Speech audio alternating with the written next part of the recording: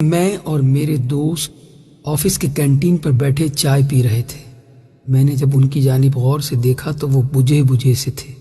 وجہ پوچھی تو کہنے لگے، مجھے آج مرے ہوئے 3 سال ہو گئے۔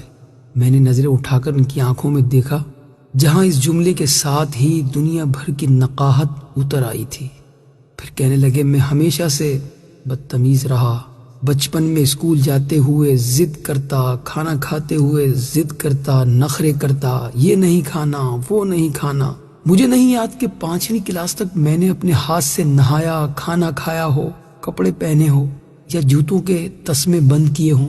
باپ، بہن اور بھائی کی محبت مجھے نہ مل سکی۔ پرائمری اور مڈل اور پھر میٹرک تک یہی عادت رہی کہ رات کو سونے سے پہلے کتابیں، کاپیاں، بیگ، غرض تمام چیزیں ادھر ادھر بکھری چھوڑ کر سو جاتا، مگر صبح آنکھ کھلتے ہی دیکھتا کہ تمام چیزیں بہت سلیقے سے بستے میں پڑی ہوئی ہیں اور میرا بیگ بڑی نفاست سے میز پر رکھا ہوا ہے۔ مجھے لاکھ بار کہا جاتا کہ دودھ پی کر سونا، مگر میں نہیں پیتا تھا۔ لیکن جب صبح اٹھتا تو لبے شیریں، منہ کا ذائقہ بدلا ہوتا۔ پہلے پہل تو پتہ نہیں چلتا تھا، مگر آہستہ آہستہ پتہ چل گیا کہ رات کو نیند میں ہی دودھ پلا دیا جاتا تھا۔ رات کو کبھی آنکھ کھلتی تو دیکھتا کہ بارش ہو رہی ہے اور مجھ پر کمبل ڈال دیا گیا ہے تاکہ سردی نہ لگے۔ مجھے ہمیشہ گھر میں 2 ہی چیزوں سے چڑ رہی، ایک 11 سے 13 گھنٹے تک ہاتھ سے چلائی جانے والی سلائی مشین سے، اور دوسری روٹی کے کناروں سے کہ ان پر اکثر گھی لگنے سے رہ جاتا تھا۔ مگر روٹی کے وہ سوکھے ٹکڑے جو میں اتار دیتا تھا، نہ تو کبھی گھر سے باہر فروخت ہوتے ہوئے دیکھے اور نہ ہی کوڑا دان میں کبھی نظر آئے۔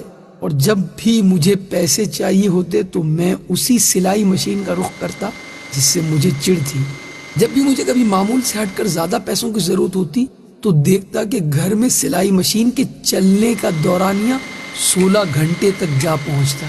مجھے یاد ہے کالج میں داخلے کے وقت مجھے 1500 روپے چاہیے تھے۔ میں نے گھر آ کر بتا دیا۔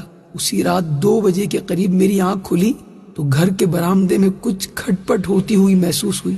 ذرا غور کیا تو محسوس ہوا کہ جیسے کوئی گھٹی گھٹی سسکیوں کے ساتھ رو رہا ہے۔ چپکے سے برآمدے میں جا کر دیکھا تو موٹے شیشے کا چشمہ لگائے میری ماں جانے کب سے مشین میں دھاگا ڈالنے کی مسلسل کوشش کر رہی ہے اور ساتھ ساتھ آنسو بھی گر رہے ہیں۔ میں نے پوچھا، کیا کر رہی ہو ماں؟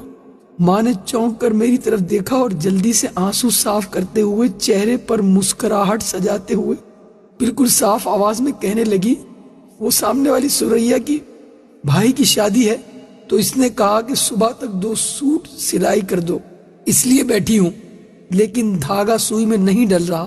اس دن مجھے ماں کی حالت اور آنسو دیکھ کر احساس ہوا کہ مجھے کوئی چھوٹا موٹا کام کرنا چاہیے۔ میں مناسب کام بھی ڈھونڈتا رہا اور پڑھتا بھی رہا۔ ادھر FA مکمل ہوا، ادھر آفس میں کام مل گیا۔ میں نے گھر جا کر ماں کو بتایا تو وہ خوشی سے نہال ہو گئی۔ فوری شکر پارے لا کر محلے میں بانٹ دیے۔ ایک دن میں کام سے گھر آ کر لیٹ گیا، تھوڑی تھکاوٹ ہو رہی تھی، پاؤں چارپائی سے لٹکائے ہی سو گیا۔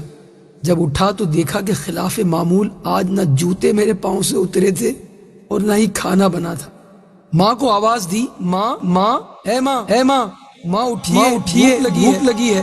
چیخ چیخ کر رویا، 1000 منتیں کی، مگر شاید ماں اب کے بار اٹھنے کے لیے نہیں سوئی تھی۔ ماں کے بعد وہ گھر چھوڑ دیا، گویا قبرستان لگتا تھا۔ ادھر دیار غیر میں آ کر اپنا سارا کام خود ہی کرتا ہوں تو سوچتا ہوں کہ میں نے کبھی چیز کی خدمت نہ کی اور نہ کبھی آسائش و سکون اسے دیا۔ وہ میری ماں تھی، نوکرانی نہیں تھی۔ یہ کہتے ہوئے میرے اس دوست کے 2 موٹے موٹے آنسو اس کے رخساروں پر بہنے لگے۔ اللہ تعالیٰ میرے اور جن کے بھی والدین حیات ہیں، سب کے والدین کو ایمان اور صحت کے ساتھ خوش رکھے۔ ماں بڑی نعمت ہے، اس کی قدر کیجیے۔ ماں بڑی نعمت ہے، اس کی خدمت کیجیے۔ ماں بڑی نعمت ہے، اس کا احساس کیجیے۔